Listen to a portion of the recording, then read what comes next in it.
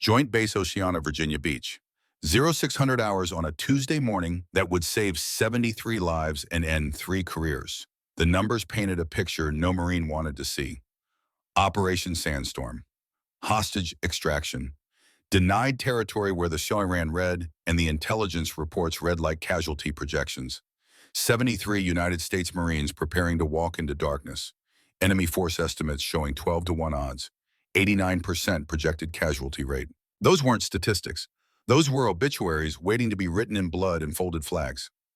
Commander Sterling Vaughn had already drafted the condolence letters. 26 years in the Marine Corps had taught him to prepare for the worst while hoping for the best. But hope was a luxury item when the intel looked this grim. He'd watched good men die from bad information before. Ramadi in 2006, Sangin in 2010. Places where mistakes made in air-conditioned offices killed committed warriors in 100-degree kill zones. He wouldn't let it happen again. Not on his watch, not to his Marines.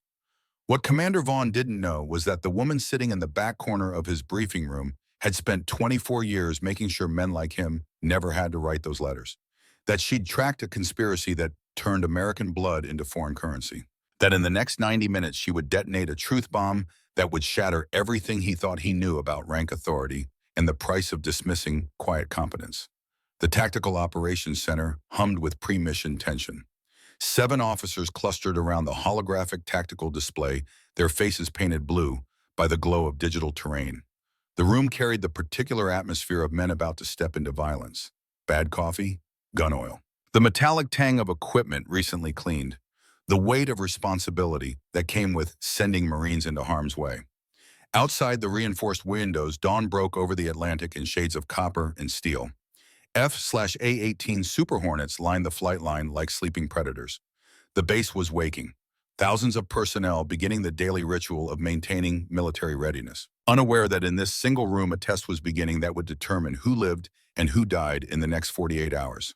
Vaughn stood at the head of the table, 6'2", broad shoulders that filled his uniform with the kind of presence that came from decades of being instantly obeyed. His chest displayed 3 rows of ribbons, each one a story written in fire and blood. Bronze Star with Valor, Purple Heart, Navy Commendation Medal. The decorations of a warrior who'd earned his rank in places where rank was just something you wore until the shooting started and competence was all that mattered. His index finger traced a line across the holographic map. Precise, confident. The gesture of a commander who'd planned dozens of operations and brought his Marines home more often than not. Operation Sandstorm commences at 2200 hours local time. Intelligence confirms hostile forces holding 8 American contractors in this compound. His finger stabbed at a cluster of buildings rendered in 3-dimensional detail. We have a 3-minute window from initial breach to extract the packages before enemy reinforcements arrive from this position, 14 clicks north. The junior officers leaned forward, studying terrain that would either save their lives or kill them. Hills and wadis, choke points and kill zones. The geography of controlled violence. Lieutenant Kyra Sutton spoke up. 26 years old, 3 months out of officer candidate school, still new enough to ask questions that more experienced officers had learned to keep to themselves. Sir, what about alternative extraction routes if the primary is compromised? Vaughn's expression hardened. It was a look the younger officers had learned to recognize. The look that said to the question had already been considered calculated and dismissed as tactically unsound. There won't be alternatives, Lieutenant. We execute perfectly or not at all. This isn't a training exercise where we get do-overs. 73 Marines are counting on this plan working exactly as briefed. From the back corner of the room came a sound, subtle, almost nothing, the quiet shift of fabric against chair. The micro-movement of someone who'd been sitting perfectly still for 43 minutes, suddenly adjusting position. Every head turned. She sat near the wall like she'd been placed there by someone who didn't know where else to put her. Standard issue Marine Corps Desert Marpat fatigues. Digital camouflage in tan and brown that should have made her blend into any military environment. But her uniform was wrong, stripped bare, no name tape identifying who she was, no rank insignia showing what authority she carried, no unit patches revealing where she belonged, no decorations indicating what she'd done or where she'd served. Nothing, just empty fabric where identity should have been. Her name was Cordelia Blackwell, 45 years old, 24 years of military service that most people would never know about. 4 stars that she never wore because rank was just clothing, And what mattered was what you did when the uniform came off and all that remained was the person underneath. But Sterling Vaughn didn't know any of that. Not yet. He saw a woman, average height, maybe 5'7", dark hair pulled back in a regulation bun, gray eyes that reflected the blue glow of the tactical display. A face that spoke of competence more than beauty, sharp features, crow's feet at the corners of her eyes from years squinting into desert sun and through precision rifle scopes. A small scar above her right eyebrow, another along her jawline that suggested she'd been somewhere her face had met something violent. She held a ruggedized tablet, military grade, the kind issued to personnel who worked with classified information in hostile environments. The screen cast pale light across features that remained professionally neutral as every officer in the room stared at her. Vaughn paused, the rhythm of his briefing broken by her movement. He didn't like interruptions, didn't like unknown variables in operations where everything needed to be controlled and predictable. Is there a problem? His voice carried edge. Command authority. The assumption that she would defer to his rank and his position and his control of this space. She looked up from her tablet. Her eyes met his for exactly 2 seconds. Not challenging, not submitting, just looking, making contact, acknowledging the question. Then she returned her attention to her screen. When she spoke, her voice carried to every corner of the room without being raised. The kind of voice that didn't need volume because it had authority built into every syllable. The intelligence suggests a secondary patrol pattern in this quadrant. Her finger didn't move toward the holographic display. She just made the statement, flat, factual, like she was commenting on the weather instead of contradicting a combat commander's operational assessment. Your 3-minute window may be closer to 90 seconds. The temperature in the room dropped 10 degrees. Officers exchanged glances, quick, uncertain. Who was this woman to question Commander Vaughn's tactical assessment? In a briefing room where rank was everything and the chain of command was sacred, her lack of visible insignia made her input seem presumptuous at best. Insubordinate at worst, Vaughn's jaw tightened, his eyes narrowed.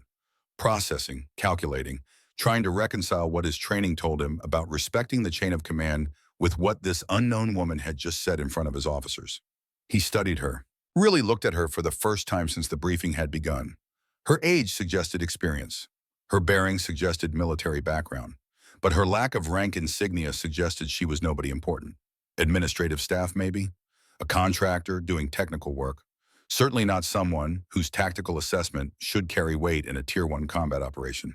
You're awfully quiet back there. The words came out with an edge of amusement. The kind of amusement that had teeth hidden behind the smile. What are you, supply liaison records management, civilian contractor, playing dress-up? A few of the junior officers smiled. Not cruel smiles exactly, just the reflexive response of men who recognized a pecking order and knew where they stood in it. The woman with no rank had just been publicly put in her place. Cordelia didn't react. Her expression remained neutral. She made a note on her tablet with efficient movements, then set the device aside and looked up at Vaughn again. The silence stretched. 3 seconds. 5. 7. Major Nolan Merrick shifted in his chair.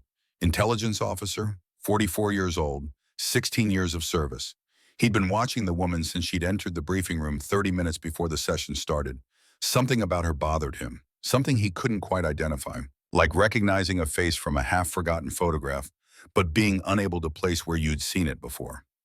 Master Sergeant Dalton Pierce stood against the back wall, arms crossed, 52 years old, 28 years in the Corps, Silver Star for Valor, the kind of senior NCO who'd earned the right to stand instead of sit during briefings.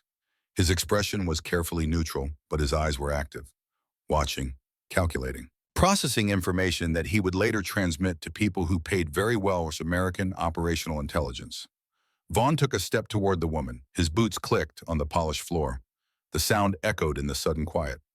I'm asking you a direct question. His voice had shifted now, full command tone. The voice that expected immediate compliance and didn't accept excuses. What's your clearance level? What are you even doing in this briefing? Cordelia stood. The movement was fluid, controlled. She matched his gaze without challenging or deferring, just meeting him as an equal in a room where rank said they weren't. I'm here to assess operational readiness, Commander. Under whose authority? JSOC.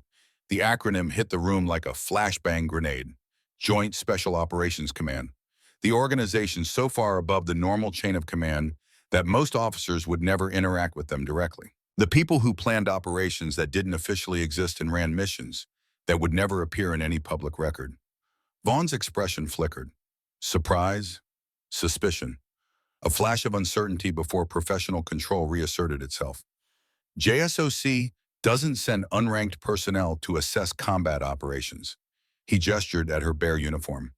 You're not wearing insignia, you're not on my roster. And I don't appreciate civilians with borrowed credentials disrupting my briefing. I'm not a civilian commander. The way she said it made the temperature drop another 10 degrees. Vaughn stepped closer, his height advantage, using physical presence to establish dominance. Then what are you? Oh. This was the moment, the decision point. Cordelia could see it in his eyes. The stubborn pride of a career officer who'd climbed through the ranks by being right more often than wrong, who'd earned his position through sweat and blood and years of competent leadership, who wasn't about to let some unknown woman undermine his authority in front of his Marines.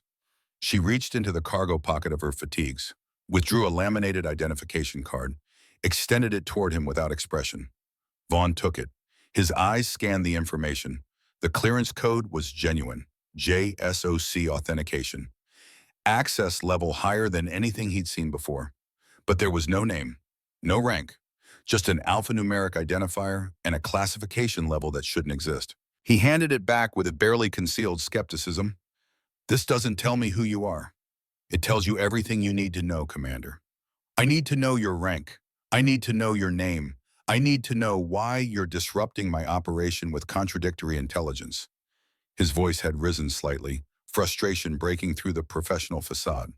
Report to my office at 1400 hours for credential verification.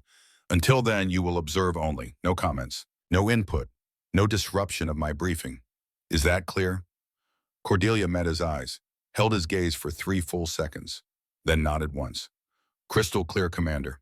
She collected her tablet, moved toward the door. The junior officer parted for her like water around a stone.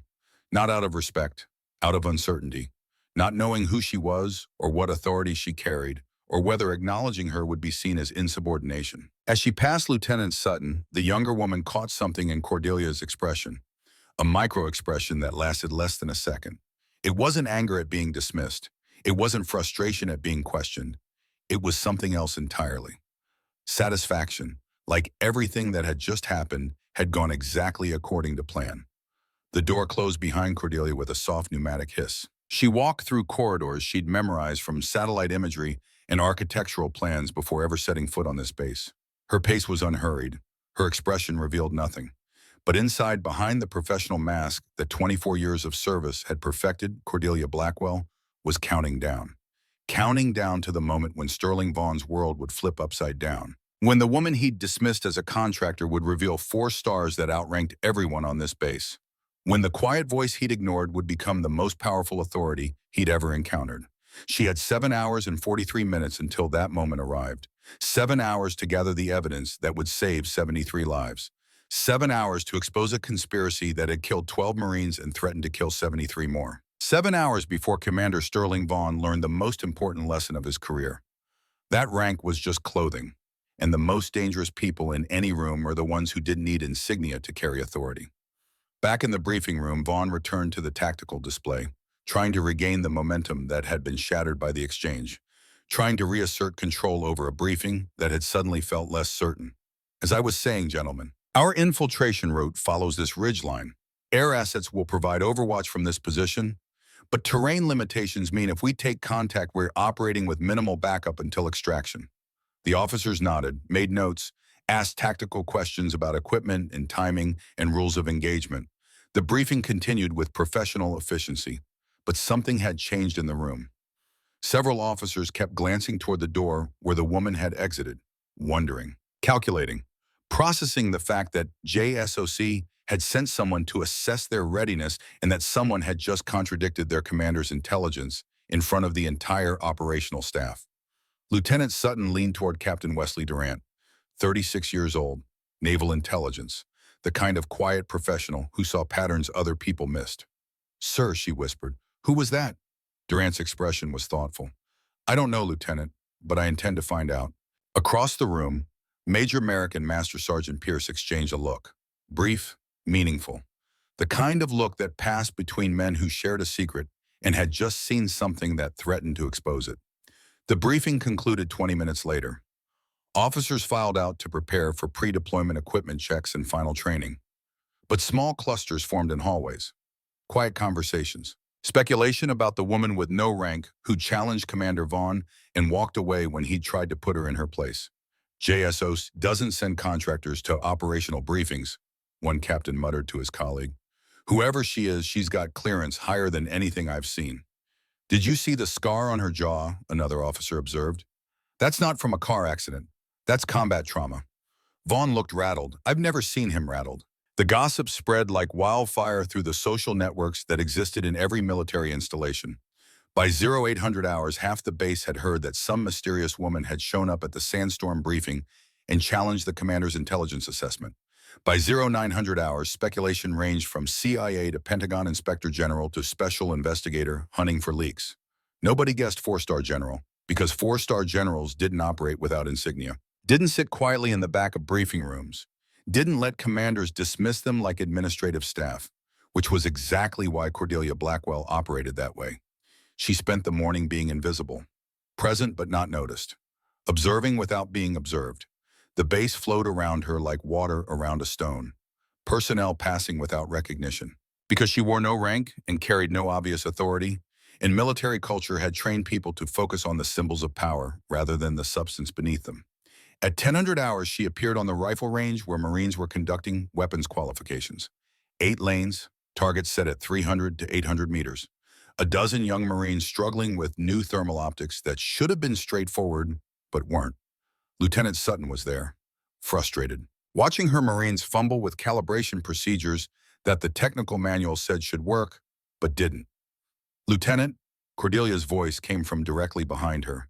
Sutton jumped slightly, turned. Ma'am, She paused, uncertain how to address someone with no visible rank. Cordelia is fine. She moved toward the nearest rifle. An Mk-13 Mod 7, bolt-action precision weapon, chambered in .300 Winchester Magnum, topped with a Night Force AT, ACR thermal optic that cost more than most civilian cars. May I? Sutton hesitated, then nodded. These systems aren't syncing properly. The manual says automatic alignment, but we're getting parallax errors that throw off depth perception by 6 to 8 inches at distance. Cordelia picked up the rifle with the casual confidence of someone who'd fired thousands of rounds through identical weapons. She examined the optic mounting system with the kind of attention most people reserve for diffusing explosives. The problem is eye relief calibration. Her fingers made minute adjustments to the eyepiece assembly. These systems were designed for operators wearing MICH 2000 helmets. You're using the newer lightweight OpsCore models. That sits a quarter-inch higher, creates the parallax. She made the adjustment. 30 seconds of work. Handed it back to the corporal who'd been struggling with it. Try it now. He raised the rifle, acquired a target at 600 meters. His expression shifted from frustration to surprise. It's perfect. How did you know that? But Cordelia had already moved to the next weapon, making the same adjustment, and the next. 12 systems calibrated in the time it would have taken most armorers to diagnose a single problem. Sutton watched with growing fascination. This wasn't someone who'd read about the equipment in a manual. This was someone who'd used it, in the field, in conditions where mistakes meant consequences far worse than missed qualifying scores. When the last rifle was calibrated, Cordelia selected one. Loaded 3 rounds, assumed a prone position with the economy of motion that came from muscle memory built over decades. The first shot cracked across the range. 0.3 seconds later, the 800-meter target showed impact. Center mass, second shot, same target, same point of impact. Third shot, the grouping could have been covered with a quarter. She stood, cleared the weapon, handed it back. The mounting screws need to be torqued to 65 inch-pounds after transport. It's not in the manual because most armorers already know. But with new equipment and young Marines, it's easy to miss. The gunnery sergeant, who'd been insisting the problem was operator error, now looked like he'd swallowed something unpleasant. Yes, ma'am. How did you? But Cordelia was already walking away. Sutton caught up. That was incredible shooting. That was adequate shooting, Lieutenant. The rifle did most of the work. But there was approval in Cordelia's tone. Approval for Sutton's instinct to question the official explanation and seek solutions instead of accepting excuses. They walked in silence. Around them, the base hummed with late morning activity. Helicopters lifting off, jet engines being tested, the grinding work of military readiness. Ma'am, Sutton tried again. What should I call you? Cordelia works. Just Cordelia, no rank. For now. The younger woman processed this. Military culture demanded clear hierarchy, clear understanding of who gave orders and who followed them. This ambiguity was uncomfortable. Commander Vaughn wants you to report to his office at 1400. I remember. He's going to demand answers about who you are, about your authority. Sutton paused. Are you going to tell him? Cordelia stopped walking, turned to face the lieutenant directly. Gray eyes meeting brown, evaluating, deciding whether this young officer was someone who could be trusted when simple answers stopped being sufficient.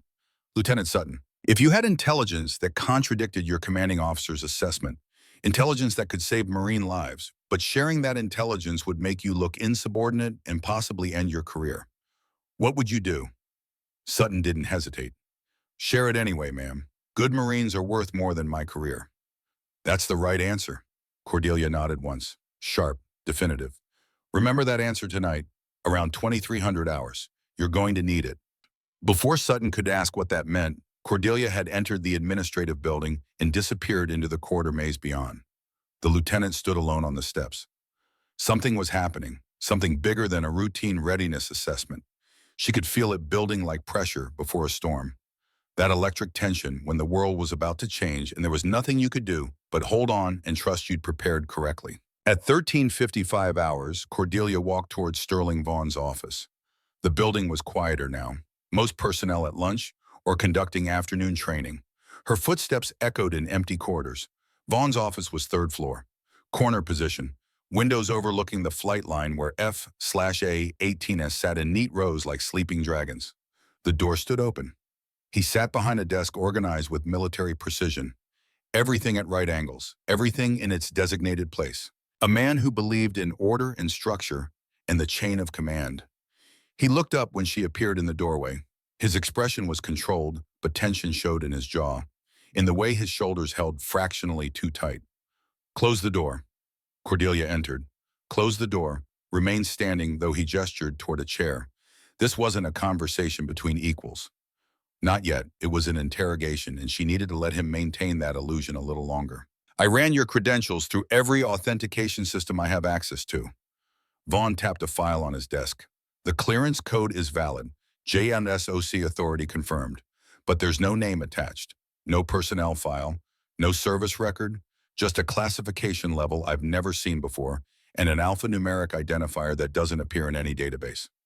That's by design, Commander. By whose design? Frustration broke through his professional control. I don't know who you are. I don't know what you're really doing here. And I don't appreciate ghosts disrupting my operations based on intelligence I can't verify. I understand your frustration. Do you? His voice rose slightly. In 18 hours, I'm sending 73 Marines into denied territory based on intelligence that my S2 section has verified through multiple sources. You show up with no identification, no rank, and tell me my 3-minute extraction window is actually 90 seconds. If I'm wrong, Marines die. If you're wrong, Marines die. I need to know which of us is right, and I can't make that determination when I don't even know your name. It was a fair point, a legitimate concern, the kind of question any competent commander would ask. Cordelia met his eyes, held his gaze. Let him see past the professional mask to the person underneath. The person who'd spent 24 years hunting ghosts and traitors and people who valued profit over patriotism. Commander Vaughn, what I'm about to tell you is classified above your current clearance level, but the situation requires you to know, and my authority allows me to read you in. She paused, let the weight of those words settle. I'm here because 3 operations similar to Sandstorm have failed in the past 8 months. Operation Silent Echo, Operation Winter Fang, Operation Iron Resolve, 12 United States Marines killed, valuable intelligence compromised. An analysis indicates all 3 operations were leaked from this base. Vaughn's expression shifted from frustration to shock. That's impossible. My security protocols are being circumvented by someone with authorized access. She pulled out her tablet, called up files that made his security terminal look like a child's toy. Someone who's been selling classified operational intelligence to a defense contractor called Black Ridge Strategic Solutions. That contractor is selling it to hostile forces And those forces are using it to kill your Marines. She handed him the tablet. Read. Vaughn read. His face went pale. The financial records showed money transfers, offshore accounts, wire transfers from shell corporations, $470,000 to one account, $52,000 to another, nearly $2 million to a third. The access logs showed patterns. Classified information accessed at 03:47 hours every 72 hours. Like clockwork. Like someone had a schedule and a quota and buyers waiting for fresh American blood. This can't be real. But his voice lacked conviction. His tactical mind was already processing implications, already seeing patterns, already recognizing that the evidence fit together too perfectly to be fabricated. Master Sergeant Dalton Pierce, Cordelia said the name quietly, watching his reaction like a sniper watches a target. Major Nolan Merrick, and one more whose identity I'm still confirming. But the evidence suggests someone with base commander authority. Vaughn looked like he'd been shot. Dalton Pierce, number impossible. I've known that man for 18 years. He saved my life in Ramadi, twice, which is exactly why he's the perfect asset.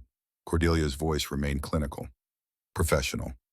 Someone you trust absolutely. Someone with access to everything because you've never had reason to question him. Someone who knows your blind spots and how to exploit them. And Major Merrick, your S2 officer, the man responsible for verifying the intelligence you're using for Operation Sandstorm. The man who has access to every classified file, every operational plan, every timeline and route and contingency. The implications crashed over Vaughn like artillery. If this was true, his entire command was compromised. His trust had been weaponized. His Marines were walking into a trap because he'd been too proud to see it. What do you need from me? The question came out hollow, defeated, the sound of a man whose world had just inverted. Cordelia stepped closer to his desk. I need you to ask me the question you asked this morning, the question I didn't answer. Ask me again, Commander. And this time I'll tell you the truth. Vaughn looked at her, really looked at her. Seeing her for the first time with eyes that weren't filtered through assumptions about rank and protocol and who belonged where, but. What's your rank? Cordelia reached into her cargo pocket, withdrew her identification card, but this time she held it so he could read every detail. So he could see what he'd missed that morning when he'd been too focused on asserting his authority to notice what the card actually said. Vaughn took it. His eyes moved across the text. General Cordelia M. Blackwell, 4 stars. Joint Special Operations Command. Authentication code, Tango 7 Sierra 921 Foxtrot. Clearance level, Cosmic Top Secret. The card fell from his fingers. His mouth opened, closed, opened again. No sound emerged. 4-star General. Cordelia's voice was quiet, matter of fact, like she was discussing the weather instead of revealing that she outranked everyone on this base by at least 3 grades. JSOC Commander for Counterintelligence Operations. And for the past 16 hours, the woman you dismissed as administrative staff. Vaughn couldn't speak, couldn't move, could barely process what he was hearing. The woman he'd patronized in the briefing room was a 4-star general. The woman he'd told to sit down and be quiet was the highest-ranking officer he'd likely ever met face-to-face. The woman he'd ordered to report to his office for credential verification had the authority to end his career with a single phone call. General, Now our words failed completely. Don't apologize, Commander. Cordelia's expression softened fractionally. You reacted exactly as I expected, exactly as I needed you to. If you'd known who I was from the beginning, you would have treated me differently. Your officers would have behaved differently. Pierce and Merrick would have known someone was watching. The conspiracy would have gone underground, and Marines would have died. She let that sink in. Let him understand that his mistake had been tactical instead of personal, that she'd used his assumptions against the very people trying to kill his Marines.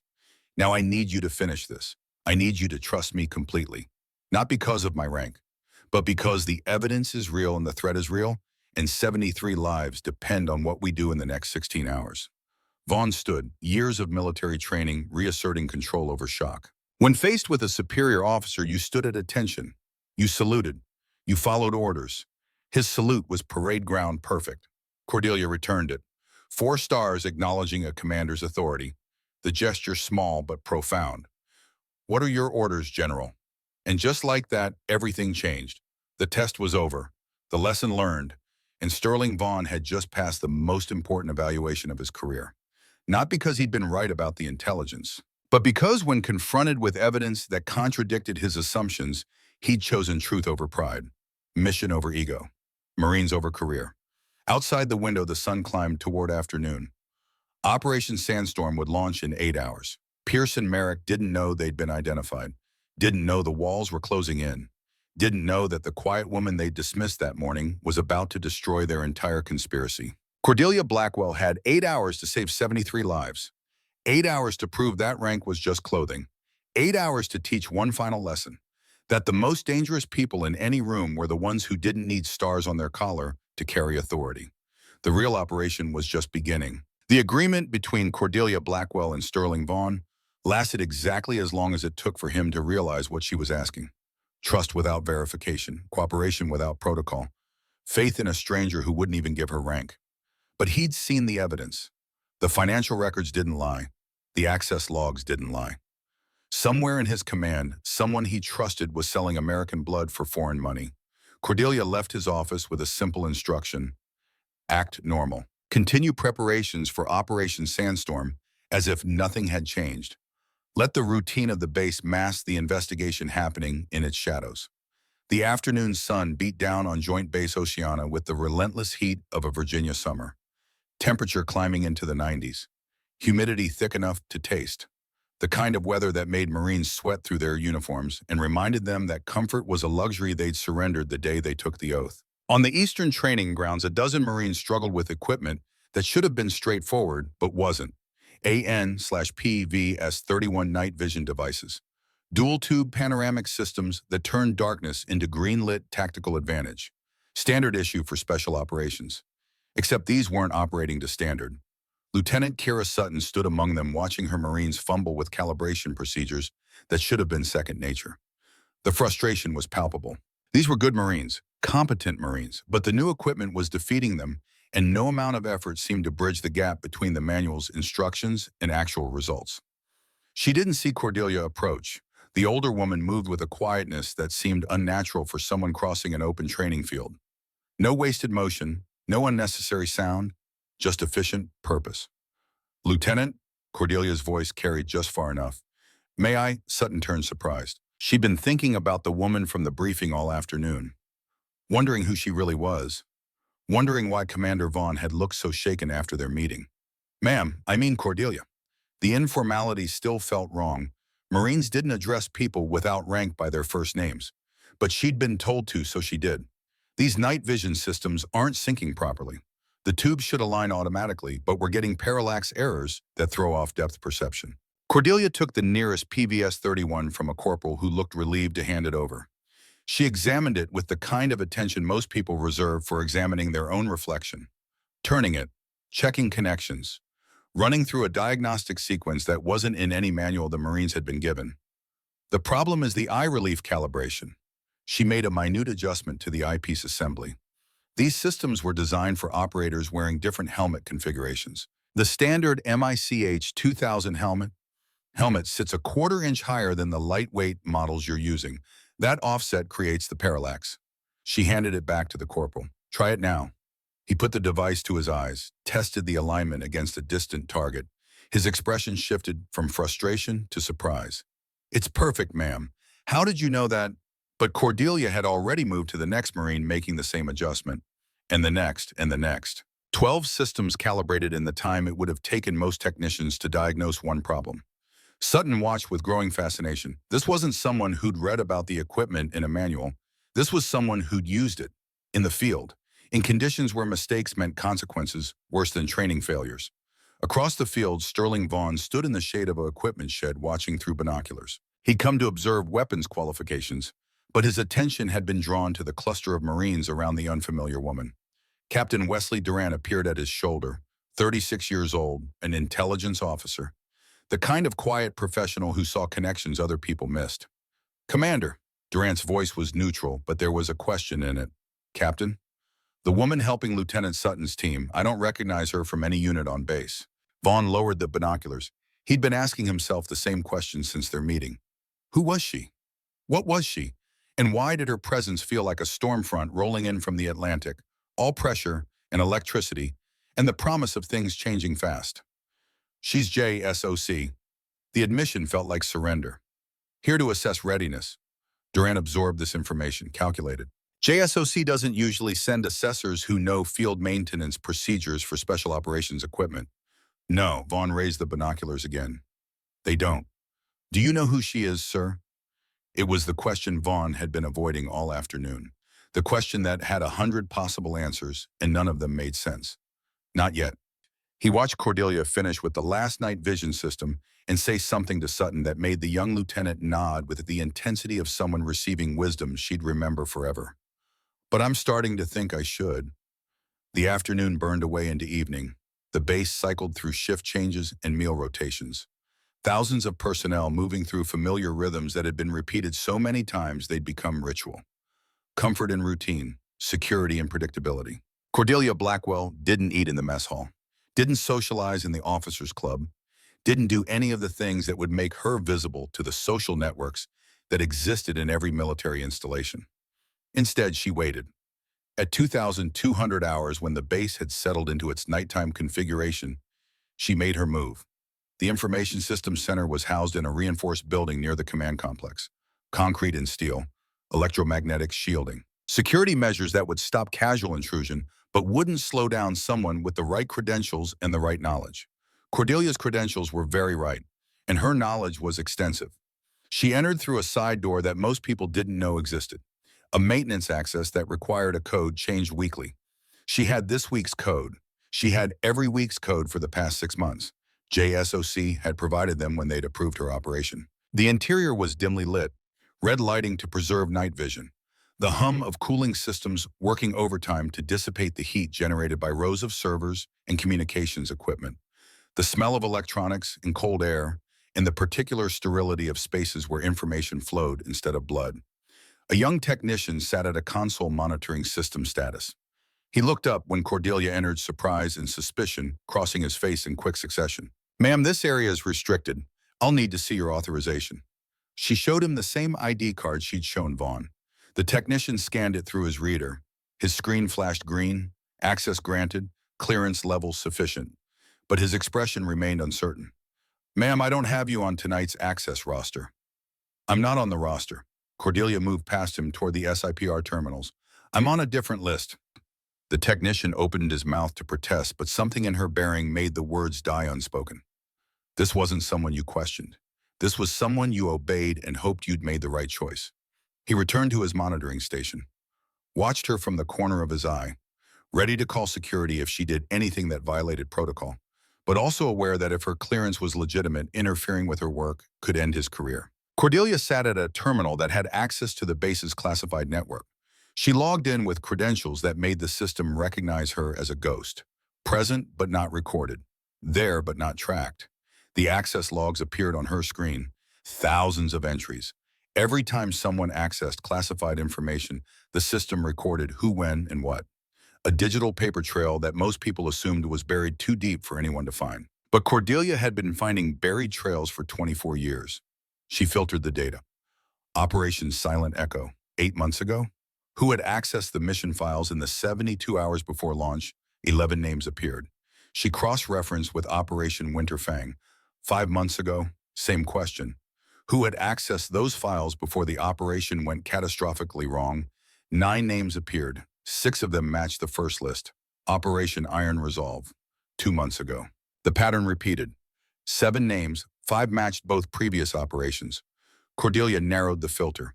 Not just who accessed the files, when they accessed them, at what time, in what sequence. The pattern emerged like a photograph developing in chemical solution. Slowly, inevitably. Damning, 0347 hours, every 72 hours, like clockwork.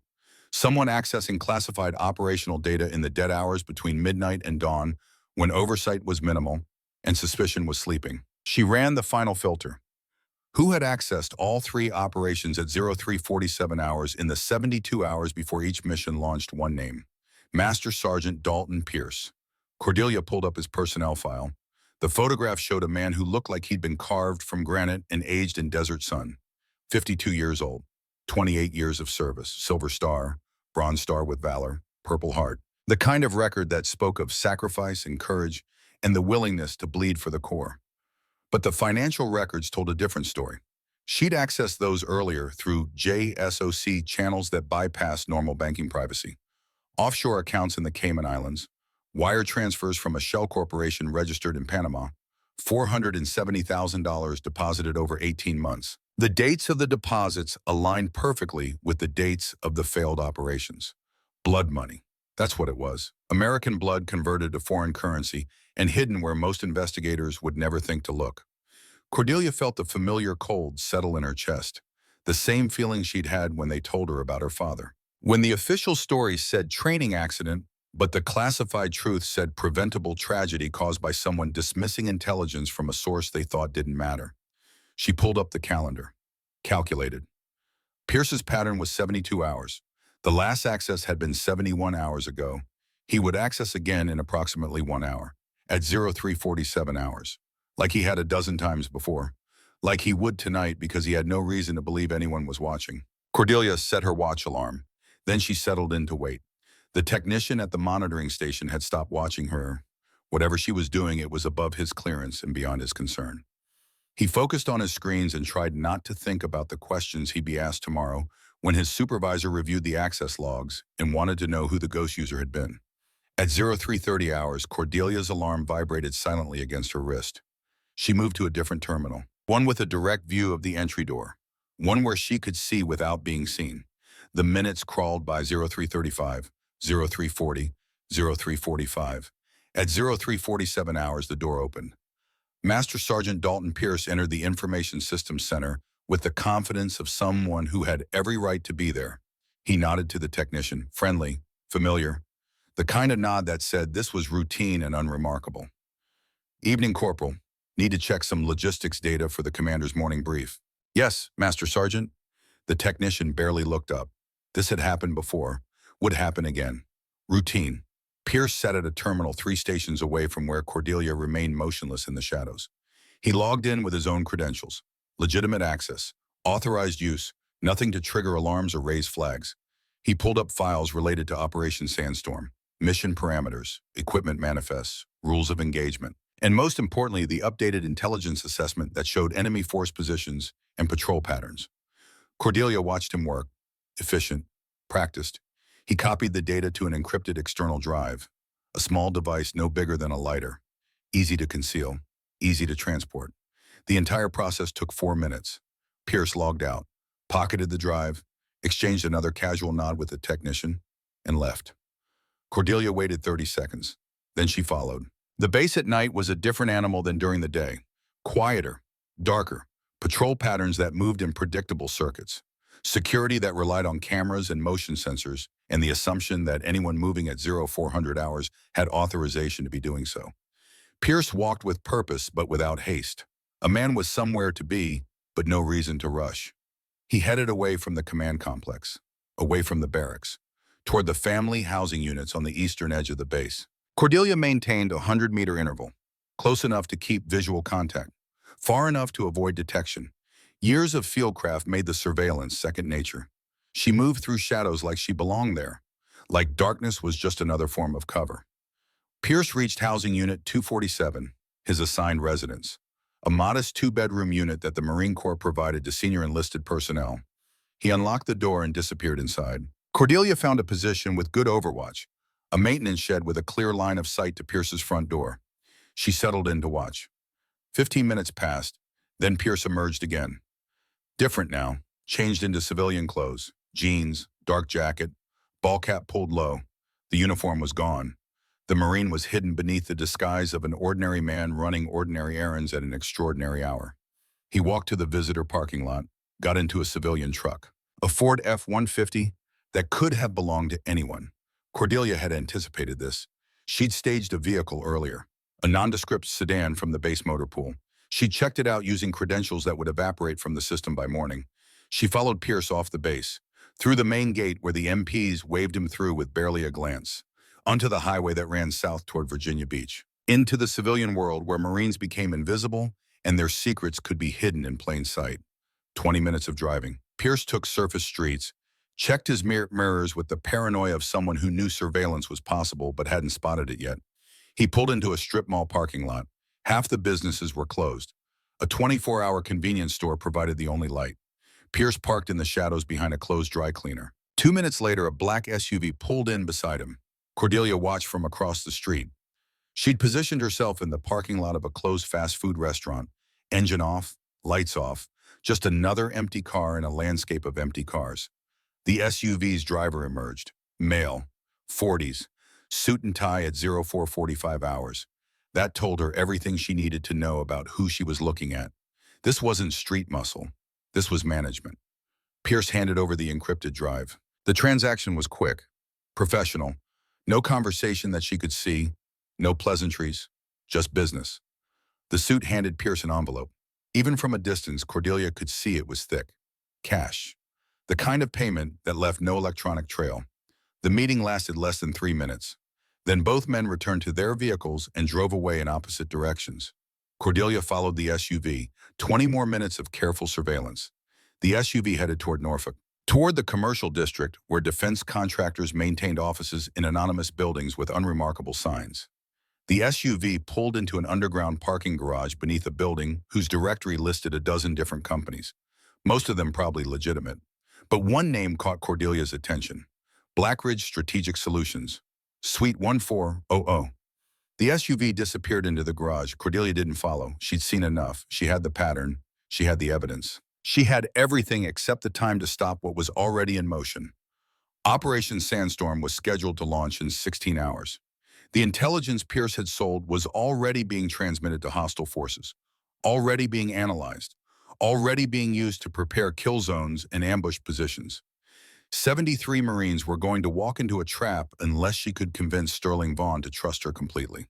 Not partially, not conditionally, completely. She drove back to base as dawn began to paint the eastern sky in shades of amber and rose, the new day arriving with all its promises and threats. The base would wake soon. Thousands of Marines would begin their routines. And somewhere among them, a traitor would smile and go about his business, confident that his secret was safe. But Cordelia Blackwell had never been very good at leaving secrets buried. She returned to the Information Systems Center. Different shift, different technician, same credentials that granted access without question.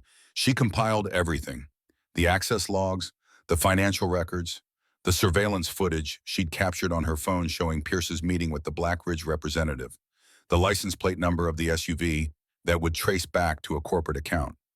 She encrypted it all into a single file, sent it to Sterling Vaughn's classified email with a timestamp of 0615 hours, and a message that contained 3 words: "We need to talk." At 700 hours, Cordelia's phone vibrated, a text from an unknown number that she recognized as Vaughn's personal cell. "My office. Now." She walked across the base in the early morning light. Marines were emerging from barracks. Running formations appeared on distant roads. The smell of breakfast drifted from mess halls. The base waking to another day of training and preparation and the grinding work of maintaining military readiness. Vaughn's office door was closed. She knocked once. "Enter." He sat behind his desk. The file she'd sent him was open on his computer screen. His face was pale, his jaw set in a hard line that spoke of anger barely contained. "Close the door." Cordelia complied. "You followed Pierce off base, without authorization, without backup. If he'd spotted you, he didn't spot me. That's not the point." Vaughn stood, paced, energy that needed somewhere to go. "You could have compromised the entire investigation. You could have gotten yourself killed. You should have coordinated with base security, with NCIS, with someone who has actual authority to conduct surveillance operations." "Commander," Cordelia's voice was quiet, calm. "I have authority, more than you know." "Then tell me," frustration broke through his professional control, "tell me who you really are. Because right now I'm coordinating with a ghost, taking orders from someone who won't even give me her rank. And I'm about to accuse one of the finest Marines I've ever known of treason, based on evidence I can't verify in surveillance that might not be admissible in any court." It was a fair point. Cordelia acknowledged that silently. She'd pushed him far, farther than most commanders would have gone on faith alone. But she couldn't reveal herself yet, not completely. Because Pierce wasn't the only traitor. The evidence suggested a conspiracy that ran deeper than one master sergeant selling data. The money was too much, the operation too sophisticated. Someone else was involved, Someone with higher access, higher rank. Commander, look at the file again. The financial records. Pierce received $470,000. But look at the transaction history for Black Ridge Strategic. Vaughn returned to his screen, scrolled through the data. Total outflows to offshore accounts. 2.8 million over 18 months. His eyes widened as the implication registered. Pierce isn't working alone. No, Cordelia moved closer to the desk. He's being paid as a junior partner. Someone else is receiving the larger cut. Someone with access to intelligence beyond what a master sergeant could obtain. Someone who can authorize operations and modify mission parameters without raising flags. Major Merrick. Vaughn said the name like it hurt. My S2 officer. He has that level of access. Cordelia had suspected the same, but suspicion wasn't proof. And moving against an officer required evidence that would survive scrutiny. We need to confirm it. How Borsham? We set a trap. We feed false information through controlled channels.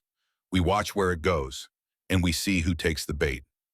Vaughn considered this, the tactical part of his mind engaging with the problem, treating it like any other operation. Identify the objective. Assess the resources. Plan the execution. What kind of false information? A modification to Operation Sandstorm, a vulnerability that looks real but isn't. If Merrick is involved, he'll pass it to Pierce. Pierce will pass it to Blackridge, and we'll have proof.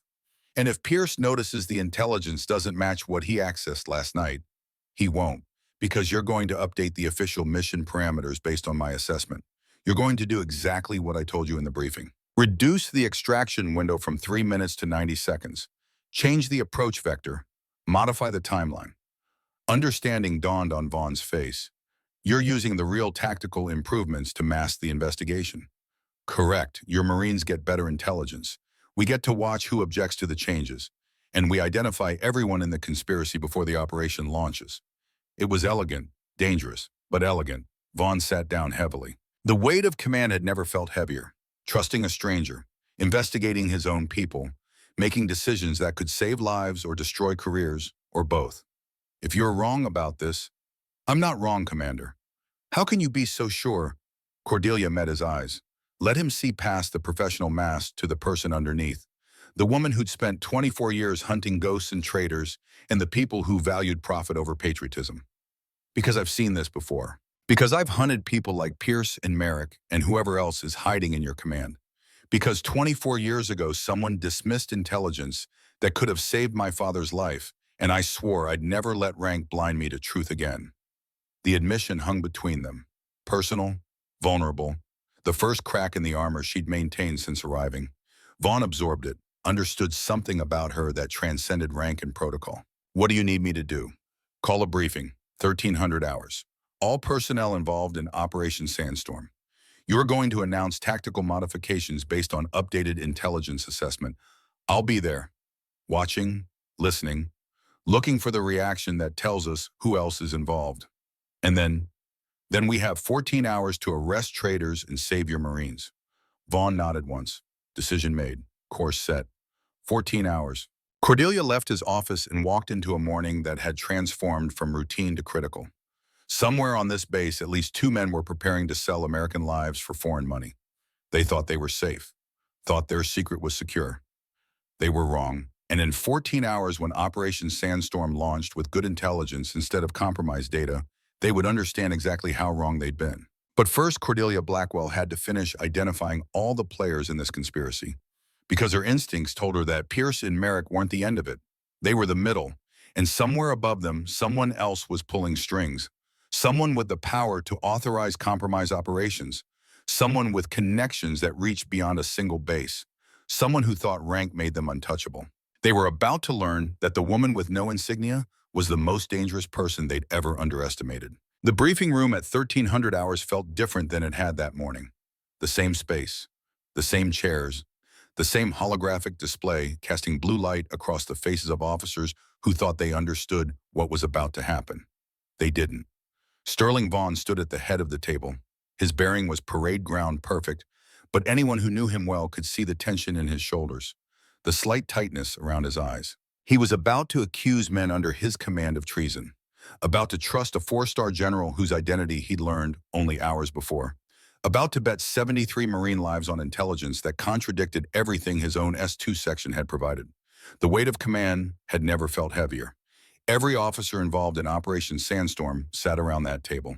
Major Nolan Merrick, intelligence officer, 44 years old, 16 years of service, 2 combat deployments. A record that looked immaculate on paper but might be written in blood and lies. Master Sergeant Dalton Pierce stood near the back wall, arms crossed, expression neutral, looking like every other senior NCO who'd attended 1,000 briefings and expected nothing surprising from this one. Lieutenant Kira Sutton sat to Vaughn's left, young, attentive, unaware that the 4-star general who'd helped her with equipment that morning was sitting in the back corner, again watching everything with eyes that missed nothing. Captain Wesley Durant occupied the chair beside Merrick, Naval Intelligence, 36 years old. He'd been briefed by Vaughn 90 minutes ago, told enough to understand his role, not enough to compromise the operation if he inadvertently revealed something. Cordelia Blackwell sat in the same chair she'd occupied that morning. Still no insignia. Still no rank showing. A 4-star general playing the role of ghost watching the living prepare for war. Vaughn activated the tactical display. The hologram shifted. New approach vectors appeared. Modified timelines, changed extraction points. Gentlemen, we have updated intelligence on Operation Sandstorm. His voice carried command authority, but Cordelia could hear the undercurrent. The stress of a man walking a tightrope over an abyss. Analysis of recent enemy patrol patterns indicates our initial assessment was optimistic. The 3-minute extraction window is no longer viable. Major Merrick leaned forward. Sir, my section reviewed the satellite data this morning. Enemy force disposition hasn't changed significantly. Your section's analysis was based on satellite imagery that's 3 weeks old. Vaughn's response was measured, controlled. We've received updated SIGINT intercepts indicating patrol pattern modifications beginning 12 days ago. It wasn't entirely true, but it wasn't entirely false either. Cordelia had provided JSOC intelligence that Vaughn's section wouldn't have had access to, intelligence that validated her assessment from the morning briefing. The new timeline compresses our window to 90 seconds from breach to extraction. Air assets will need to adjust their loiter patterns. Ground teams will need to modify their approach vectors to account for the shifted enemy positions.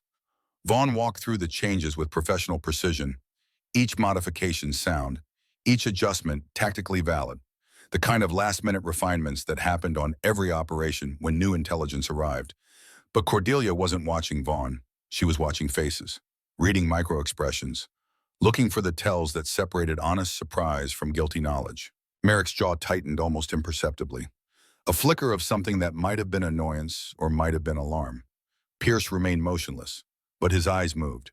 Quick glances toward Merrick, toward the door, calculating, processing. Sutton asked the question that needed asking. Sir, what's the source of this updated intelligence? If my team is going in with a 90-second window, I need to know the confidence level. Vaughn gestured toward Cordelia without looking at her. Our JSOC observer provided the assessment. It's been verified through multiple channels. All eyes turned to the woman in the back corner. She met their gazes without reaction. Just a slight nod. Acknowledgement without explanation. Merrick's voice carried skepticism wrapped in professional courtesy. Sir, with respect, JSOC assessments typically come through official channels with supporting documentation. I haven't seen any updated intelligence reports in the system because they're compartmented above your clearance level major. Vaughn's response was sharp, definitive. The source is classified. The intelligence is valid. Those are the only facts you need to execute this operation. The tension in the room ratcheted higher. Officers shifted in their seats. This wasn't how briefings usually went. Commanders didn't typically withhold intelligence sources from their S2 officers. Didn't typically accept assessments from unidentified observers over their own intelligence sections. Merrick's expression remained professionally neutral, but Cordelia saw what Vaughn couldn't from his position. The slight tremor in Merrick's hand as he made notes on his tablet. The way his eyes cut toward Pierce again. The barely visible swallow that suggested a dry mouth and elevated stress. Guilty knowledge had a signature, and Merrick was broadcasting it to anyone trained to see. The briefing continued for another 20 minutes. Vaughn detailed the modified operation with the same authority he'd shown that morning. But now the plan was better. The intelligence was accurate. The Marines would have a fighting chance instead of walking into a prepared kill zone. When he dismissed the officers, Cordelia watched the patterns of departure. Merrick moved quickly, not running, but purposeful, like a man with urgent business elsewhere. Pierce took longer, stopped to chat with junior officers, playing the role of the seasoned NCO, offering encouragement to younger Marines. But his eyes tracked Merrick's exit, and when he finally left, he went into the same direction. Cordelia waited 30 seconds, then followed. The base sprawled across hundreds of acres, buildings and hangars and equipment yards, a city within a city. Easy to lose someone in the maze of structures and vehicles. Easy to have a conversation that no one else would overhear. She tracked Merrick to a maintenance hangar on the eastern edge of the flight line, a building scheduled for renovations, empty of personnel during normal duty hours. The perfect place for a conversation that couldn't be overheard. Cordelia approached from downwind, using the hangar's bulk to mask her movement. She found a position near a ventilation grating that carried voices from inside the building with perfect clarity. Changes everything. Merrick's voice, stressed, angry. If they're using updated SIGINT, our buyers won't get the kill zone they paid for. Keep your voice down. Pierce, calmer, but with an edge that suggested his composure was manufactured. We don't know where this intelligence came from. Could be routine updates. Could be nothing. Nothing, Pierce. They compressed our window to 90 seconds. Modified the entire approach vector. That woman in the briefing, the one Vaughn called a 4-star general this morning, she's the one who pushed for these changes. Cordelia's eyes narrowed. So word had spread about her identity reveal in Vaughn's office, faster than she'd anticipated. A general wouldn't operate without rank insignia, Pierce said, but doubt crept into his voice. It's against protocol. I ran her authentication code. Merrick's voice rose. Tango 7 Sierra 921 Foxtrot. That's JSOC commander level. The highest classification I've ever seen. If she really is a 4-star, we have a problem. A pause. Cordelia could imagine Pierce processing this information, calculating risks, adjusting plans. We stick to the timeline. Pierce's decision carried the weight of command despite his rank. We already transmitted last night's data. Blackridge has already passed it to the buyers. We can't pull it back now without raising questions we don't want to answer. Then the operation fails. Again. And this time they'll investigate. They'll find the pattern. Let them investigate. We've been careful. Nothing connects us to Blackridge except money, and that money's buried deeper than anyone can dig. What about Crane? Merrick's voice dropped. If she's really JSOC commander, she'll go straight to him. He authorized half our facility access. Crane knows how to keep his mouth shut. He's got more to lose than we do. Cordelia had heard enough. She activated the recording application on her phone. The conversation had been captured. Admissible in court or not, it was evidence that could destroy 3 careers and save 73 lives. She withdrew from the hangar as quietly as she'd approached. Pierce and Merrick would emerge soon. Would return to their duties looking like Marines who'd just discussed routine operational matters. But their secret was no longer secret. Their conspiracy was exposed. And the clock was ticking toward a reckoning that none of them saw coming. Cordelia walked directly to the base commander's office. She didn't call ahead, didn't request an appointment. Just walked past the secretary with the kind of authority that made the woman assume she had permission to be there. Colonel Thaddeus Crane sat behind a desk that spoke of 30 years of service and the accumulation of power that came with surviving and advancing through a military career. 56 years old, silver hair, the weathered face of a man who'd made hard decisions and lived with their consequences. He looked up when Cordelia entered without knocking. Surprise flickered across his features, then annoyance that shifted quickly to something else when he saw her expression. Can I help you? Cordelia closed the door behind her. Locked it. Colonel, I'm General Cordelia Blackwell, JSOC Commander for Counterintelligence Operations. I'm here to inform you that you're under investigation for conspiracy to commit espionage and unauthorized disclosure of classified information. Crane's face went through several emotions in rapid succession. Shock, denial, calculation. Then something cold and hard settled over his features. I don't know what you're talking about, General. Transaction records show wire transfers totaling $1.9 million to an offshore account in your name. Authentication logs show you authorized facility access for Master Sergeant Pierce on 3 occasions when classified intelligence was compromised. Communication intercepts show you contacted Blackridge Strategic Solutions 4 hours ago immediately after Commander Vaughn announced modifications to Operation Sandstorm. The last detail was a calculated gamble, but Crane's expression confirmed it was true. His hand moved toward his desk drawer. Cordelia's weapon cleared leather before his fingers reached the handle. A Sig Sauer P226, standard issue for JSOC personnel, aimed at center mass with the steady grip of someone who'd done this before. Keep your hands where I can see them, Colonel. Crane froze. His face had gone pale, the reality of his situation crashing through whatever illusions he'd been maintaining. You're making a mistake. No, sir. You made the mistake 18 months ago when you decided that selling American lives was an acceptable price for your retirement fund. As if summoned by fate, a knock sounded at the door. Sharp, official. Colonel Crane, this is Special Agent Morrison, NCIS. Please open the door. Crane looked at Cordelia, at the weapon still trained on him, at the door where federal agents waited with handcuffs and evidence, and the end of everything he'd built over 30 years. His shoulders sagged. The fight went out of him like air from a punctured tire. Who are you? The question came out hollow. Defeated. Really? Cordelia lowered her weapon, moved to unlock and open the door. Someone who spent 24 years making sure rank doesn't protect traitors. The NCIS agents entered, 4 of them. Professional, efficient. They placed Crane in handcuffs with the practiced ease of people who'd done this too many times before. Colonel Thaddeus Crane, you're under arrest for conspiracy to commit espionage, unauthorized disclosure of classified information, and accepting bribes from foreign entities. The Miranda warning faded as Cordelia walked out into a corridor that had transformed from routine to historic. Word would spread within minutes. The base commander arrested. A conspiracy exposed. Sterling Vaughn met her outside the administrative building. His expression was grim but resolute. Crane, in custody. NCIS has him. Vaughn absorbed this. Pierce and Merrick. Still on base, still unaware. We have approximately 20 minutes before word reaches them. Assemble your strike team. We end this now. Yes, ma'am.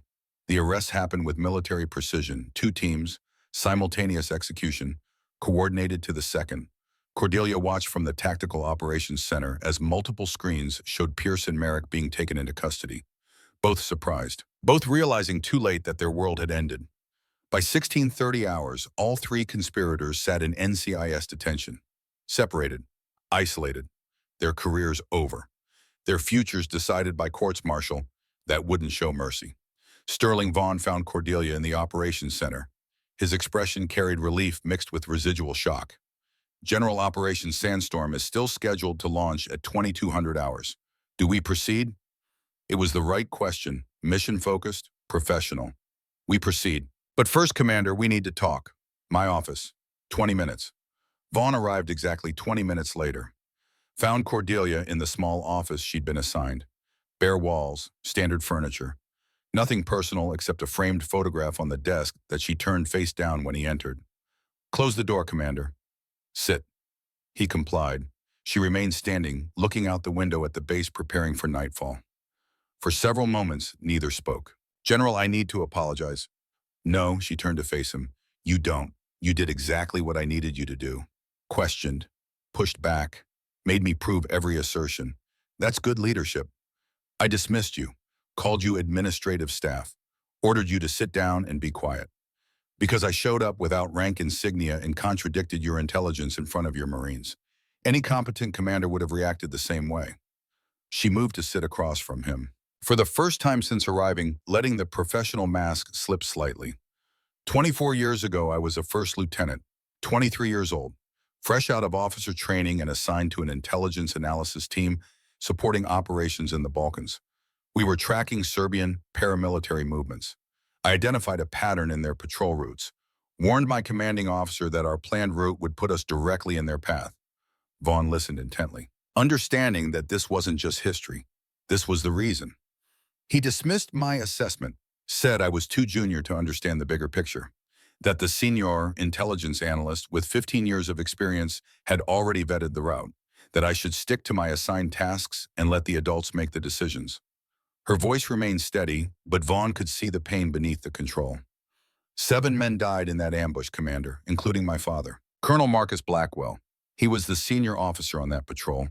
The man who dismissed my warning was his second in command, a man who valued rank and experience over the intelligence itself. The weight of that revelation settled between them. After the investigation, after the classified report that only 6 people ever read, I made a decision. I would spend my career proving that competence matters more than credentials, that the truth doesn't care about rank or time in service. That the quietest voice in the room might be the most important one. She stood, moved back to the window. So when I walk into a briefing room without rank insignia and a commander dismisses me, I'm not offended, I'm evaluating. Does this officer have the flexibility to recognize when he's wrong? Can he set aside ego when lives are at stake? Will he learn from mistakes or repeat them? Vaughn felt the full weight of what had happened. This hadn't been just an investigation. It had been a test, and somehow he'd passed. You could have revealed yourself immediately, ordered me to listen. I could have, but then I would have learned nothing about who you really are. Rank makes people perform commander. It makes them show you what they think you want to see. Remove the rank, and you see the person underneath. And what did you see? She turned to look at him directly. I saw a commander who cares more about his Marines than his ego. Who chose truth over pride when it mattered? Who can admit when he's wrong and adjust accordingly? That's rare, and it's exactly what JSOC needs. Before Vaughn could respond, his phone vibrated. A message from the TOC Operation Sandstorm teams assembled and ready. It's time, General. Yes, it is. Let's bring your Marines home. At 21:45 hours, 15 minutes before Operation Sandstorm was scheduled to launch, Cordelia stood in the Tactical Operations Center watching satellite feeds paint the target area in shades of gray and green. Sterling Vaughn commanded from forward position, Alpha, his voice calm and professional, over the secure radio net. Havoc actual to all elements. Final status check. One by one, the team leaders reported ready. Weapons hot, night vision calibrated. Marines locked and loaded for an operation that had been compromised and then salvaged in the span of 72 hours. Havoc actual, this is TOC. You are green for execution. Time on target, 90 seconds from breach. Good hunting.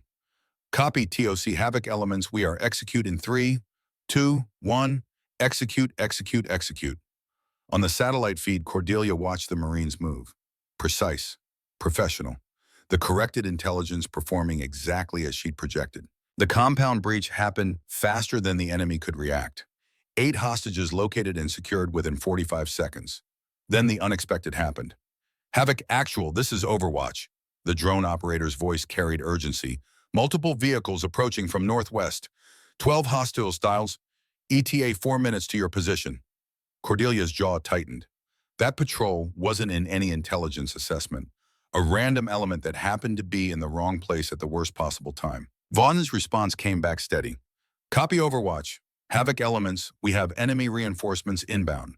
Recommend we establish defensive perimeter and hold until extraction arrives. It was the tactically sound decision. Dig in, use superior firepower to hold off 12 hostiles, wait for the helicopters. It was also the decision that would get Marines killed, because defensive positions meant staying static, and staying static meant other enemy patrols in the area would converge. 12 hostiles would become 20, then 40. Cordelia had seen it before. Good commanders making sound decisions that led to catastrophic outcomes. She reached for the radio, keyed the command channel that only Vaughn could hear. Commander Vaughn, this is General Blackwell. Execute fallback protocol Sierra immediately. Authentication Tango 7 Sierra 921 Foxtrot.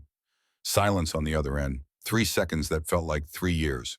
Vaughn didn't know what Protocol Sierra was. It had been established 36 hours ago in a classified planning session with JSOC assets he didn't know existed, a contingency protocol designed specifically for this scenario.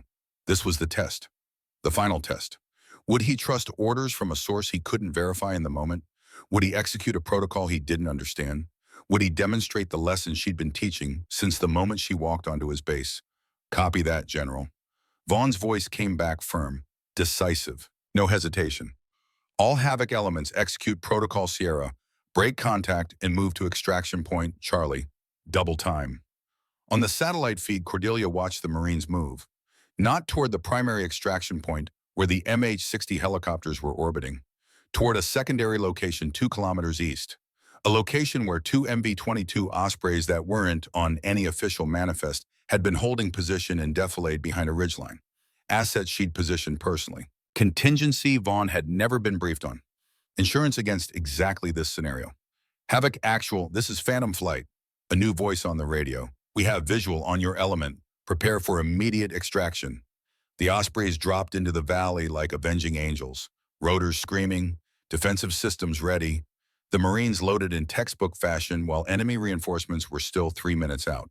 Phantom Flight package secure. Wheels up. The Ospreys climbed out of the valley at maximum thrust, gone before the enemy arrived.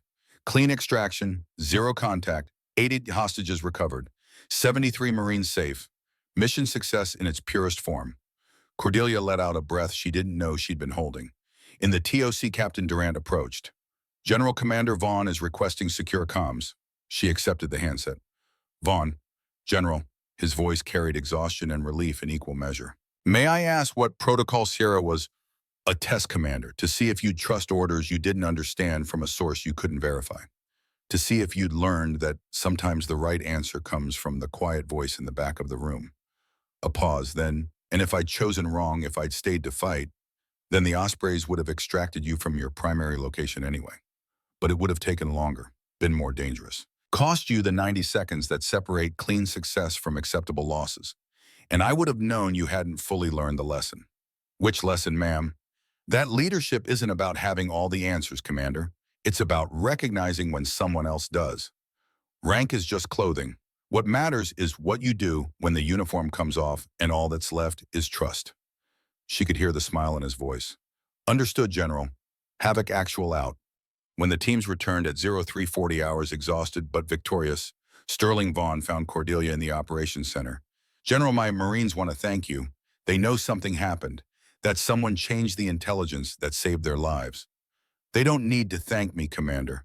They need to thank you for being willing to listen when it mattered. Still, they deserve to know who you are. Cordelia considered, then nodded. Assemble them. TOC briefing room, 10 minutes. When 73 Marines filed into the briefing room, they found the woman from the morning briefing standing at the front, still in fatigues, but now wearing the insignia she'd kept hidden for 3 days. 4 stars on her collar, JSOC patch on her shoulder. Lieutenant Sutton saw it first. Her eyes went wide. Around the room, recognition spread like wildfire. Marines, Cordelia began, her voice carrying to every corner. My name is General Cordelia Blackwell. For the past 72 hours, I've been conducting an investigation that resulted in the arrest of 3 individuals who were selling your operational intelligence to hostile forces. Because of that investigation, the intelligence you used tonight was accurate instead of compromised. That's why you all came home. The room was absolutely silent. But I need you to understand something. I didn't save you. Commander Vaughn saved you by being willing to question his own assumptions, by being willing to trust competence over credentials, by choosing mission success over ego. She let that sink in. You've earned the right to know that you serve under a commander who values your lives more than his pride. That's rare, and it's worth more than any medal I could award. She turned to Vaughn, rendered a salute that carried the weight of genuine respect. Well done, Commander. Bring them home, every time. Yes, ma'am. Vaughn's return salute was parade ground perfect. 3 months later, Sterling Vaughn stood in dress blues at JSOC headquarters in North Carolina, receiving his promotion to captain and new assignment as deputy commander of JSOC training operations. Lieutenant Sutton received orders to Naval Intelligence School with a personal letter of recommendation from a 4-star general. Captain Durant received the Intelligence Community Medal of Commendation for his role in the investigation. And in classified channels that most people would never see, a new protocol was officially adopted across the special operations community. The Blackwell Assessment, a methodology for evaluating military personnel without rank indicators, for finding the ones who could see truth regardless of who spoke it, for identifying future leaders based on competence instead of credentials. Implemented at 14 military installations, mandatory for JSOC personnel, Marine Raider selection, SEAL team evaluation. 6 months later, Joint Base Pearl Harbor, Hawaii, a new commander briefing an operation, a woman in standard fatigues sitting quietly in the back corner. No rank insignia, no name tape, just watching. You're awfully quiet back there. What are you logistics support? Lieutenant Kira Sutton, now assigned to Pearl Harbor. Intelligence smiled slightly. She knew what was coming. I'm asking you a direct question. What's your role here? The woman looked up, gray eyes meeting the commander's with perfect calm. I'm here to assess operational readiness. Under whose authority? JSOC. The familiar dance began again.